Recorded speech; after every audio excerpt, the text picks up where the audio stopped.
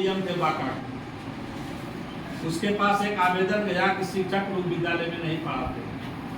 जब उन्होंने पूछा कि विद्यालय में शिक्षक लोग नहीं पढ़ाते हैं तो आप हमको बताइए कि कौन कौन ऐसे शिक्षक है जो नहीं पढ़ाते हैं।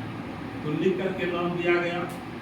उन्होंने एसडीओ साहब को नोटिस किया कि एसडीओ साहब आप इन विद्यालय के गार्जियन को और इसके मतलब जो आवेदन दिए सबको बुलाइए, दिनांक इतना को बैठक हो। उसमें सबको बुलाया, कुर्सी से लगा दिया। सब चीज लगा देने के बाद पत्रकार सब लोग आ गए। आने के बाद उनको खड़ा किया। जिस दिन से पूछा उसी दिन से उसका हवा ढील हो गई कि अब डीएम साहब बुलाए क्या करेंगे हमको पता नहीं है। तो 10 गार्जियन भागना शुरू कर दिया। फिर भी जब नोटिस दे दिया, थाना प्रभारी को निर्देश दिया, उसको वहाँ पहुँचाया गया और बोला कि आप अपना आवेदन बोलिए क्या करना। शिक्षक लोग उपस्थित थे, हम लोग प्रभारी लोग भी उपस्थित थे। तो वो बोले कि शिक्षक लोग नहीं पढ़ाते हैं। तो डीएम साहब बोले हम शिक्षक को पढ़ाने के लिए नहीं भेजें। ऐसा बात बोलने के बाद सब लोग आश्चर्यचकित करने लगे कि डीएम साहब बोलते हैं शिक्षक को पढ़ाने के लिए नहीं भेजें, कहना है हम पढ़ाने के लिए नहीं भेजें। बात आपका आवेदन बिल्कुल सही है, शिक्षक को पढ़ाने के लिए नहीं भेजे हैं।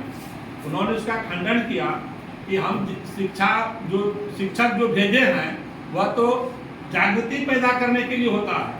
बच्चे में इस चीज की जागृति पैदा कर दे कि वह पढ़े। जब जागृति पैदा हो जाएगा पहाड़ पर जाकर भी वह बच्चा पढ़ेगा, घर में भी पढ़ेगा, माता पिता के अभाव में भी पढ़ेगा। लेकिन अगर बच्चे में जागृति शिक्षक पैदा नहीं कर पाया और उस पर यह दबाव दीजिएगा कि स्कूल में वे आते हैं समय पर और पढ़ाते हैं कि नहीं है, इसका समीक्षा कीजिएगा तो इससे बच्चे नहीं पढ़ेंगे। हमारे पिताजी जो थे मेरे कान पकड़कर 4 बार मिटते थे, मैं आज डीएम बन गया। आप अपने बच्चे को कई बार कान पकड़े हैं? एक बार कान पकड़े हैं? अगर मास्टर साहब आपके बच्चे का कान पकड़कर मोचार देंगे तो शिकायत आएगा कि उसका कान उखड़ गया। इसलिए बच्चे आपके नहीं पढ़ते, पहले आप स्वयं सुधरिए। आप इस बात को सोचिए शिक्षक हमारे योग्य हैं, वे शिक्षा देने के लिए तत्पर हैं। आप अपने बच्चे को प्रतिदिन विद्यालय भेजिए। विद्यालय में पठन पाठन का देख रेख करना मेरा काम है। उसमें जब त्रुटि होगी उसके बाद मेरे पास आवेदन लेकर आइएगा, तब हम समझेंगे कि आप ऐसा शिकायत मेरे पास सही लेकर आए हैं। इस तरह का शिकायत मध्याह्न भोजन नहीं बनने के बाद शिकायत की शिक्षक विद्यालय नहीं आते हैं। कोई तरह का मामला हुआ, फीस में वृद्धि हो गई, 2 रुपया लिया, शिक्षक नहीं पढ़ाते हैं। ऐसी परिस्थिति का हम आवेदन देखने के लिए तैयार नहीं है। उन्होंने एक किताब निकाला, किताब भेंट किया था सबको, देखिए इसी को पढ़िए। उसमें अपना पूरा मंतव्य के साथ लगभग 50 या 60 पेज का किताब है।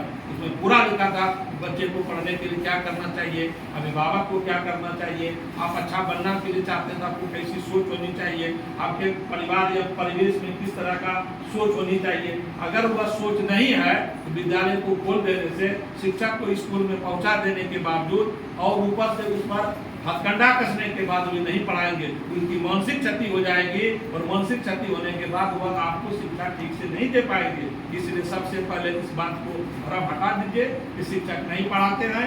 आपका आवेदन हम खारिज करते हैं और आशा व्यक्त करते हैं कि अपने माहौल को ठीक कीजिए, शिक्षक के प्रति उदार बनिए।